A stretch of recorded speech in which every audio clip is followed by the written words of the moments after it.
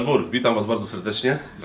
Jesteśmy w kole łowieckim, moim pierwszym kole, którym zaczynałem. Jest ze mną Kuba. Siema Kubuś.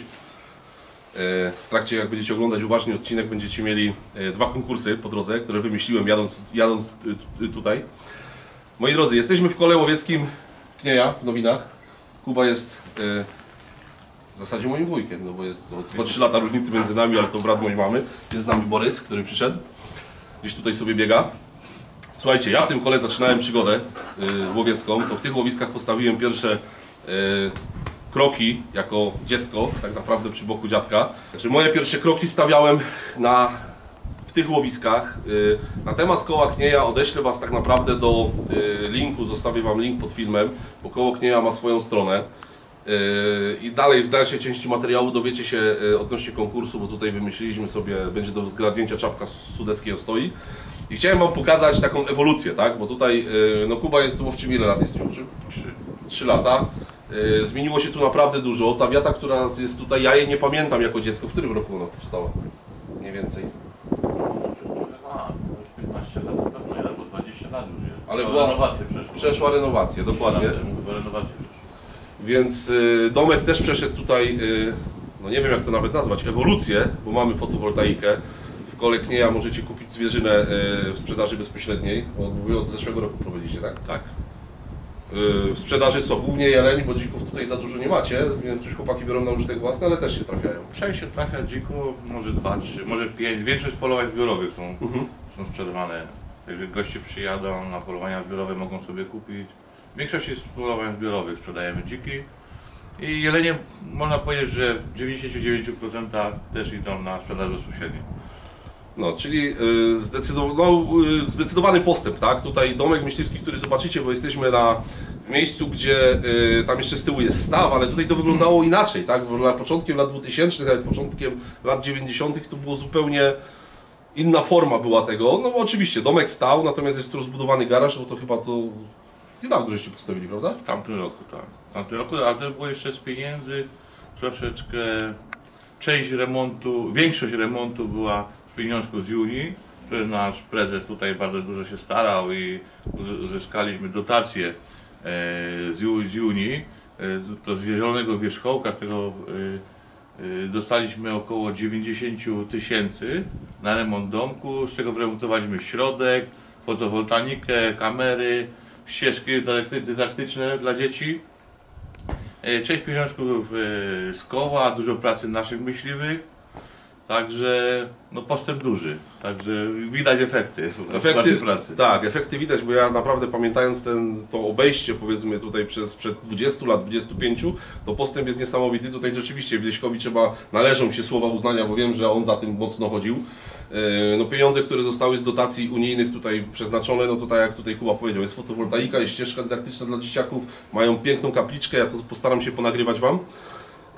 No i tyle, tak, koło Knieja ogólnie dzierżawi dwa obwody, które się ze sobą łączą. My jesteśmy na terenie obwodu numer 35, to jest obwód typowo leśny, bo tu już za nami widać las, w którym my dzisiaj po południu się mamy zamiar wybrać. Jeszcze tutaj łowczy obiecał, że jakieś tam byki ma przywiązane, więc jeszcze gdzieś za jeleniem usiądziemy. Natomiast drugi obwód 27? W większości polny. Polny, nie? Głównie polny. Polny, 400 hektarów lasu, ale jeszcze takie małe laski, chłopskie laski. No, dlatego tutaj akurat koło świetne, tak? Bo Wy macie każdą zwierzynę tutaj. Macie jelenia, macie dzika, macie sarnę, jest sporo bażanta, prawda? Widać kuropatwy, dużo drapieżnika, no i macie jeszcze łosie, prawda? No już... Tak, coraz więcej mamy łosi. I to na polnym obwodzie Kuba i na polnym i na leśnym coraz więcej łosi. Nawet niedawno, z miesiąc temu był ten wypadek? Wypadek był, tak. Z udziałem klemki. Coraz więcej jest wypadków z łosiami właśnie.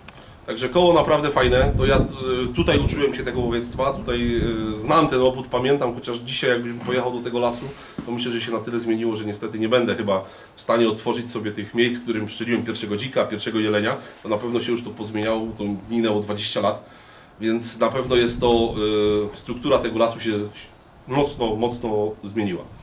Teraz Wam pokażę, pójdziemy do domku jeszcze, bo domek też przeszedł remont, taki gruntowny w środku, nie? Tam jest nowa podłoga, krzesła, stoły. Tak, no dawniej była podłoga drewniana, dziury były, także zerwaliśmy tę podłogę, zrobiliśmy nowe wylewki, płytki, nowy kominek, stoły nowe, Tak, jeszcze został nam remont taki troszeczkę sufitu, że nowa bateria będzie, ale no nie wszystko na raz się zrobi, także jeszcze stopniowo jakieś tam mamy niedociągnięcia, które chcemy właśnie wykonać. Nową bramę, dokończyć garaż, bo jeszcze jest troszkę niedokończony, zadaszenie nad chłodnią.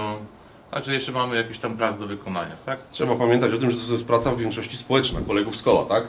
Tak Też, jest. u Was jest ilu w kole w tej chwili? 44. 44, więc a pracy jest naprawdę dużo. No, mi się to strasznie podoba, że tutaj osoby, które są w kole, są zaangażowane, przynajmniej większość kolegów zaangażowana jest w to, że no, ten domek żyje, tak? No bo to jest chyba najważniejsze. Tutaj wszystkie polowania zbiorowe się zaczynają i kończą, prawda? Tak. Tutaj mamy zbiórki, tutaj jest układany pokład, miejsce na ognisko, wiata. No i tu było to polowanie dla Agatki, tak? Które... Tak, tak. Charytatywne polowania dla Agatki żeśmy organizowali. Bardzo fajnie odzew był ludzi, że przyjechali, bardzo fajni ludzie przyjechali do nas.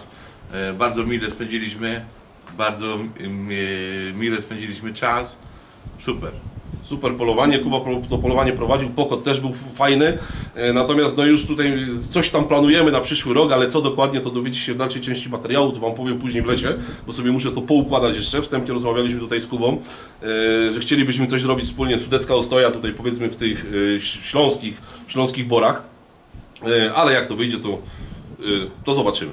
Teraz Wam pokażemy tą ścieżkę dydaktyczną, mają piękną kapliczkę, która też tutaj zawsze polowanie hubertowskie odbywa się mszą hubertowską przy tej kapliczce, więc pójdziemy do domku. Prowadzą też nasi członkowie Koła. księży koła. Tak, bo osoby duchowne dwóch księży jest członkami koła Knieja. Więc podejdziemy sobie jeszcze, pokażę Wam tutaj to obejście, żebyście zobaczyli, jak naprawdę można fajnie poprowadzić nie tyle gospodarkę w kole, ale całe życie koła, tak? No bo tutaj naprawdę ten domek, nie będę Wam strzelał datami, ale odsyłam Was jeszcze raz, link do strony koła będzie pod filmem, więc możecie wejść na stronę koła Knieja, tam będziecie mieli numer do osoby, która też zajmuje się sprzedażą bezpośrednią, będziecie mogli przeczytać całą historię koła. No i tyle. Idziemy do środka, pokażę Wam domek, bo naprawdę jest co zobaczyć, tak? Przez ostatnie te 5 lat, bo taki postęp Kuba to ile trwa? Od 3 lat? 4? Taki naprawdę? Po remoncie około 5 lat. Około 5 lat. Tutaj się naprawdę zmieniło. Zaczęło się. Tak. Idziemy Wam pokazać całą resztę. Jesteśmy na początku ścieżki dydaktycznej, bo też trzeba dodać, że tutaj koło Knieja współpracuje bardzo mocno z młodzieżą, tak? Tutaj młodzież z kilku szkół przyjeżdża. No, spędzać ten czas, przede wszystkim poznawać tą polską przyrodę i dzięki tym tablicom, które są zarówno tutaj na zewnątrz, jak i są w środku, zaraz zobaczycie, to tak naprawdę dzieciaki poznają, co w tym lesie tak naprawdę mieszka. Tak, mamy wycieczkę do lasu, tam dzieci poznawają różne drzewa, opowiadają o zwierzątkach, Urządzenia łowieckie, także fajnie, dzieci są super zadowolone, dużo pytań zadają, także teraz troszeczkę te plany poprzez ten COVID z tymi spotkaniami, dlatego jest coraz mniej tych spotkań. Mam nadzieję, że to się wszystko jakoś unormuje, także wróci to do normalności. Ale normalnie jak nie było tego COVID-u, przed COVID-em, przed tą pandemią, raz w miesiącu co najmniej były wycieczki ze szkół tutaj do nas. Dzieci bardzo mile wspominały, dostały dyplomy, za to ognisko, ta kiełbaska, ta atmosfera, bardzo, bardzo fajnie dzieci wspominają. No i właśnie o to w tym wszystkim chodzi, żeby myśliwi pokazywali się z tej strony. Tu mamy zwierzynę łowną, może niekoniecznie każdą, ale można zobaczyć to, co w lesie, powiedzmy z ssaków głównie jest. Na następnej tablicy mamy mieszkańców lasu głównie lotnych, czyli ptaki. Jest tablica z różnymi z drzewami liściastymi i iglastymi również.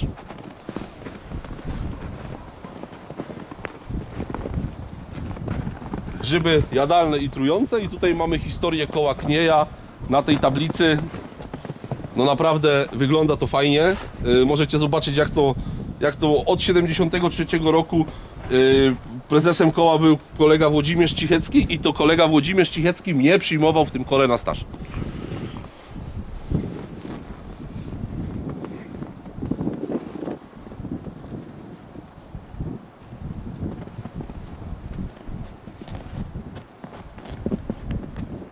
Idziemy dalej. Muszę Wam powiedzieć, kto kamerę trzyma, bo dzisiaj tu Michała nie ma. więc kamerę trzyma moja kochana żona, więc tutaj tylko mi narzeka, że zimno jest i już jej ręka zamarza.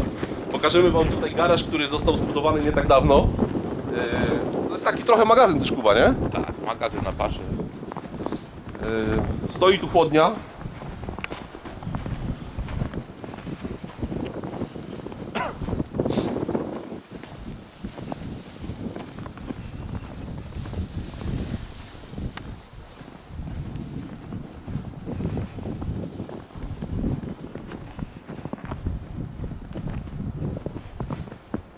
Chodź z tej strony.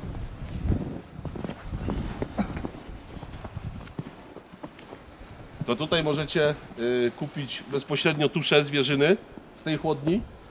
Powstał fajny magazyn, no, niewielkim kosztem, tak? Bo ten magazyn został zbudowany z płyt betonowych, jest brama, ale to jest magazyn głównie na paszę, tak? Także tutaj jest typowo magazyn do przetrzymywania paszy, bo tutaj koło Knieja, należy też dodać, bardzo intensywnie dokarmia zwierzynę drobną, tak? I oni tutaj dbają o tego bażanta, bo te Co kogutów... roku wypuszczamy też tak samo kuropatwę. I co roku zasilają łowisko kuropatwą, więc jest to... No inaczej. Nie polujemy, ale zasiedlamy co roku. Właśnie, i to jest najlepsze, że wszyscy mówią, że my polujemy, a tak naprawdę w kole koło Knieja może być przykładem tego, że wypuszczają, a kuropat nie strzelają. Nie. Na dachu zobaczycie zaraz całe panele fotowoltaiczne, które zostały też zrobione z dotacji Unii. I tutaj, Kuba, ten budynek to jest? To jest też magazyn. Nie, tu są pokoje. Tu są pokoje, no może nie do końca wykończone na super, no bo nie użytkujemy tego na co dzień, ale jest jakaś wersalka, można się przesłać. Są tutaj 3 pokoje, łazienka. Łazienka użytkowa oczywiście latem, no bo zimą to nikt nie użytkuje, woda jest spuszczona. No to trzeba powiedzieć, że jest jeszcze trochę pracy do zrobienia, ale wszystko przed nimi. Idziemy do Jeszcze środka. mamy przygotowane dalej część wylewki jest wylane i z boku jest naszykowane jeszcze na drugą chłodnię, bo powoli przygotujemy się, bo nie mamy już jeszcze ASF-u u nas, ale powoli się przygotujemy pod ASF. I dlatego będziemy musieli kupić drugą chłodnię, żeby polować właśnie na dziki, bo ta chłodnia jest do sprzedaży bezpośredniej i do skupu dziczyzny, tak? Razem, ale jeżeli przyjdzie ten afrykański pomór świń, musimy mieć drugą chłodnię, żeby polować na dziki. Czyli zobaczcie sami, jakie perspektywistyczne myślenie, tak? To już jest miejsce, bo wylewka, tak jak Kuba powiedział, jest zrobiona. Natomiast obok już stoi miejsce, nawet jakby się tutaj uparł, to i by 2 chłodnie weszły małe. Tak, oczywiście. No jeszcze te chłodnie i mam plan, żeby to jeszcze zadaszyć, żeby tego śniegu tutaj nie było też, nie? Ale to wszystko pomalutku, bo wszystko pieniążki i czas. Tak, wszystko kasa. Idziemy do środka.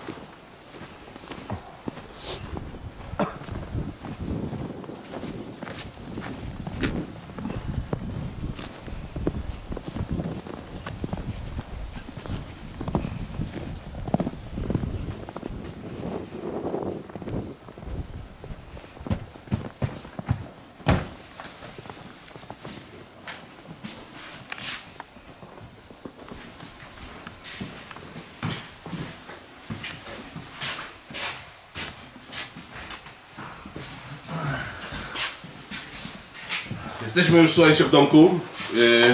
No na temat tego, co tutaj się stało w tym domku, to najlepiej powie wam Kuba, bo Kuba jest osobą, która no, za jego kadencji, że tak powiem, to wszystko się tu działo, tutaj przy udziale prezesa Wieśka, no i całego zarządu oczywiście, więc z tego co ja... Wszystkich z koła, tak, no bo tutaj trzeba jasno powiedzieć, że pracowali przy tym wszyscy. Natomiast tą podłogę, jak ja tutaj przychodziłem na walne zgromadzenia, to były dechy, tak? Były dechy, tak. I po prostu w czynach z koła,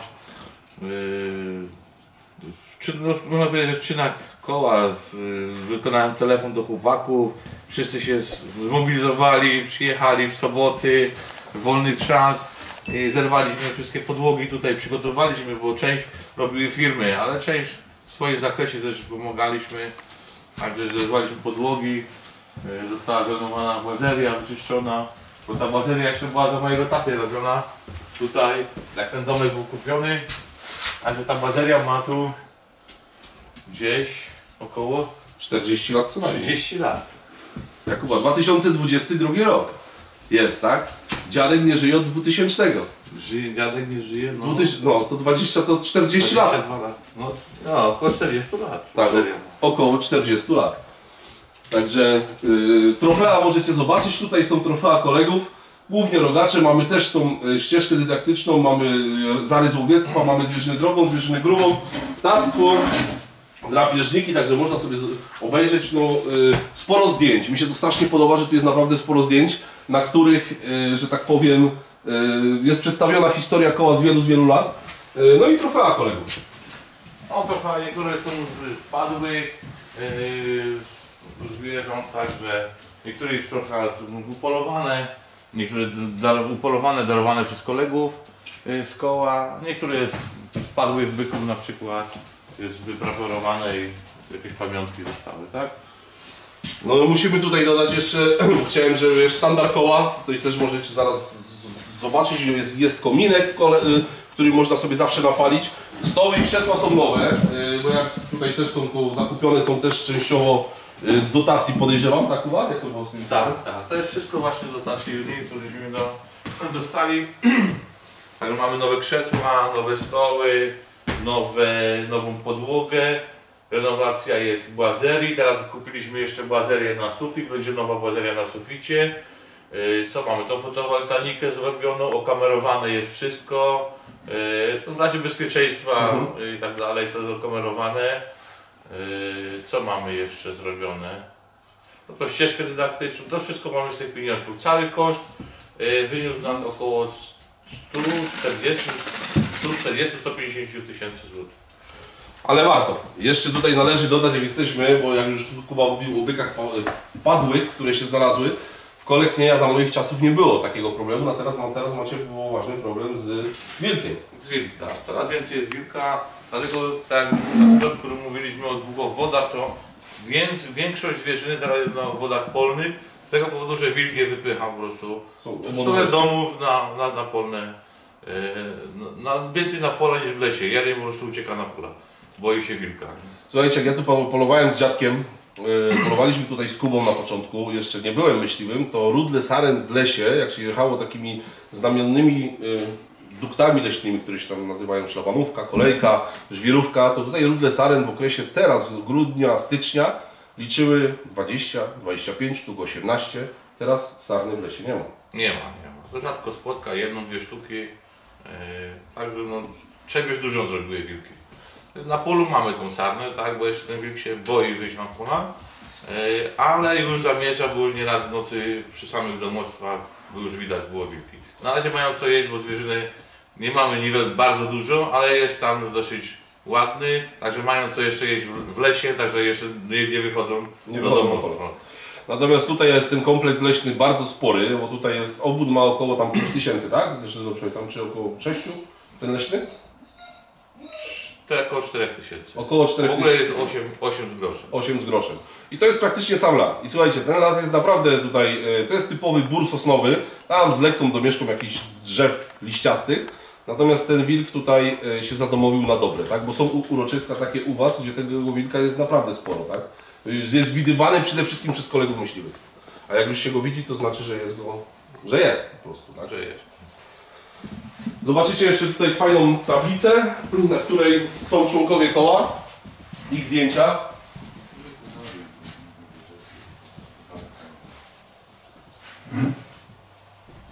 Tutaj jest tablica uprawniająca 70 lat koła Knieja, tu mamy 60 lat koła Knieja, tu mamy 50 lat koła Knieja. I tutaj jest fajna tablica, tam dalej widać, w której jest upamiętnione wszystkie wizyty dzieciaków tutaj, tak? Spotkanie młodzieży z przyrodą. Nie nowiny, tutaj jest pokazane zdjęcia dzieci z wycieczek.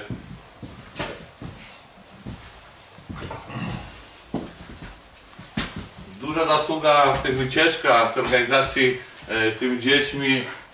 Bardzo w tym się angażował świętej pamięci nasz kolega Bogdan Kuba, był całe życie nauczycielem i u nas myśliwym, stażem łowieckim ponad 40 lat. I on najwięcej z tymi dziećmi tutaj te wycieczki organizował. I w tej chwili świętej pamięci jest Bogdan.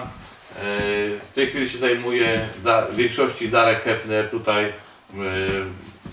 z tymi wycieczkami z dziećmi, opowiada, wyjeżdża te wycieczki razem z naszym prezesem Zwieśkiem Lizurejem.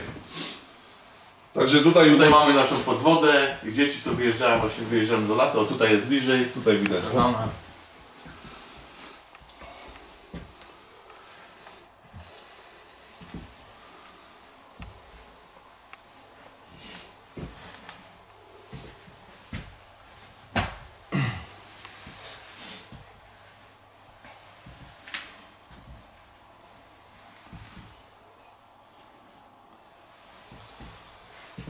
Także słuchajcie, zaangażowanie myśliwych z koła łowieckiego Knieja, każdego członka trzeba podkreślić, że jest naprawdę na bardzo wysokim poziomie. Czy mówimy na temat promowania łowiectwa, pokazywania prawdziwego wizerunku myśliwego, tak naprawdę, pokazywania ludzi, którzy są zaangażowani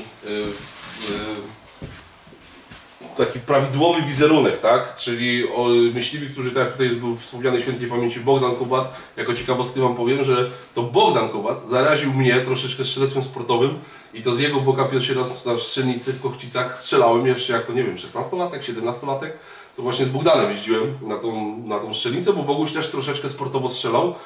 Był taką osobą, która też się przewinęła u tatka Mieczyewskiego. Jego żona, pani Jadzia, również tam występowała. I Tadek znał się z Bogdanem, natomiast Bogdan był jednym jakby z wprowadzających. To z Bogdanem strzeliłem pierwszą słonkę na ciągach i to był ostatni rok, kiedy można było polować na słonki. Bo wtedy z Bogdanem na Żelichach, na takiej łące Pyszczy Kupy pytałem, czy ta łąka w ogóle istnieje. Mówi, że już tej łąki dawno nie ma, nie? Już zaorali, posadzili modniki. Tak, tak, no to z Bogdanem na pierwszym takim wyjściu udało mi się strzelić pierwszą w życiu słonkę na ciągach. Więc taka postać dosyć znana tutaj lokalnie. Ale mówię, tutaj do tej pory godnie zastępuje Bogdana Wiesiek, Darek Hepter, tak? Tak, tutaj. Tak. Tutaj jeszcze fajnie na zdjęciu widać, jak wypuszczamy zające, które na zające nie polujemy już 20 lat, ale tak samo z dzieciakami wypuszczamy zające i kuropatwy w łowisko. Dzieciaki mają radochę niesamowitą. No i możecie zobaczyć, że naprawdę są, ja to doskonale wiem, że są jedne koła, które działają i tutaj koło Knieja jest takim idealnym wzorem do pokazania tego, a są drugie koła, które powiedzmy sobie działają troszkę mniej, tak? Ale dla mnie akurat specjalnie przyjechałem tutaj, no i też będąc tu na miejscu zabrałem kamerę, no bo dla mnie to jest taki sentyment. Jak przyjeżdżam tutaj, to lubię wyjść w to łowisko, lubię zobaczyć, co się zmieniło. Nie poluję tutaj dużo, naprawdę sporadycznie, natomiast nawet przyjechanie do tej siedziby, do stanicy koła, do tego domku, no daje mi taki budzą się wspomnienia, że tak powiem, więc tutaj dzisiaj, chociaż ta pogoda jest taka średnia, powiem wam, że jakbyśmy po drodze po podworze pochodzili, to jest tak nie za bardzo, no ale jak już mamy iść, to pójdziemy. Ale zobaczcie nawet, zobacz Kamil, jak jest, zobacz, ile szkół jest, nie? Patrz, Kuleje, Zwierzyniec, Krzepice, Truskolasy, i przedszkola, i pierwsza, i druga klasa, nie? I starsze dzieci. Tak. Także tu w obrębie naszym powiatu bardzo dużo szkół nas odwiedziło, tak? Ja zwróciłem... W większości też jest u nas na spotkaniu z dziećmi starosta też nasz, tak? Także tutaj ja zwróciłem uwagę ostatnio, jak tu byłem rzeczywiście, tak jak Kuba mówi, Truskolasy, Krzepice, Kuźniczka, Kalej, słuchajcie, Bór Zajaciński, to są szkoły z całego powiatu tak naprawdę, tak? Tutaj tu nie chodzi o jedną szkołę miejscową tutaj, tylko tak naprawdę tych szkół jest naprawdę sporo. No i zaangażowanie na godne naśladowania i przede wszystkim trzeba pogratulować kolegom tutaj za chęć kontynuacji tego, tak? No bo wiadomo, sprawy covidowe troszkę pomieszały, natomiast myślę, że w tym roku na latem, bo to głównie się dzieje w okresie letnim, zresztą po zdjęciach widać, chyba wrócicie do tego, że będzie jak najwięcej. Mamy taką nadzieję, także. Idziemy wam jeszcze pokazać na koniec kapliczkę, bo mają naprawdę ładną kapliczkę, też mi się ona bardzo podoba. Moi drodzy, przed nami kapliczka świętego Huberta. Święty Hubercie, błogosław myśliwym koło Knieja Nowiny, 2011 rok. To przy tej kapliczce Borys. To przy tej kapliczce się odbywa coroczna msza hubertowska. Miałem udział brać rok temu chyba, czy 2 lata temu byłem na Hubercie u was, to tutaj się to odbywało.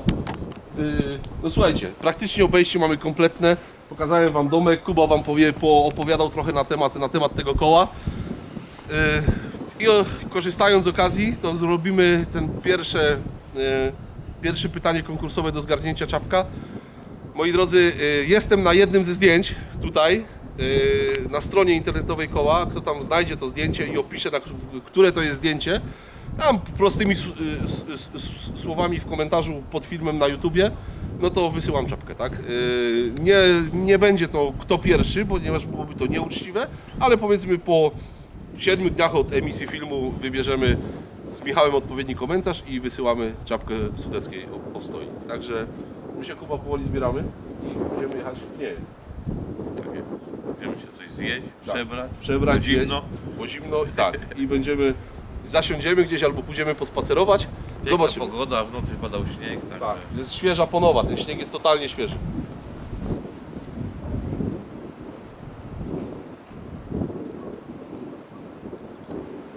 Także my się widzimy już w łowisku. A ja Was witam już z łowiska, moi drodzy. Dojechaliśmy, patrzcie jaka piękna aura, jest ponowa, przestał padać śnieg, lekko wieje wiatr. Jest ze mną Borys, tutaj. Idziemy na podchód, idziemy się przejść, zobaczymy, co się nam uda podejść, może spotkamy jakieś jelenie. Gratów dużo, broń na plecach, no i co, powoli ruszamy. Kuba pojechał dalej, nie wysadził tutaj, mówi tu masz linię oddziałową jedną, obejdź sobie 2 oddziały, może jakieś jelenie, może jakieś dziki, no zobaczymy. Za dużo tropów świeżych nie ma, no ale idziemy się przejść. No idąc tak po lesie trafiliśmy na świeży trop grubego dzika, pojedynczego, ale naprawdę gruby dzik. Musiał przejść gdzieś tu przed chwilką, już Wam pokazuję.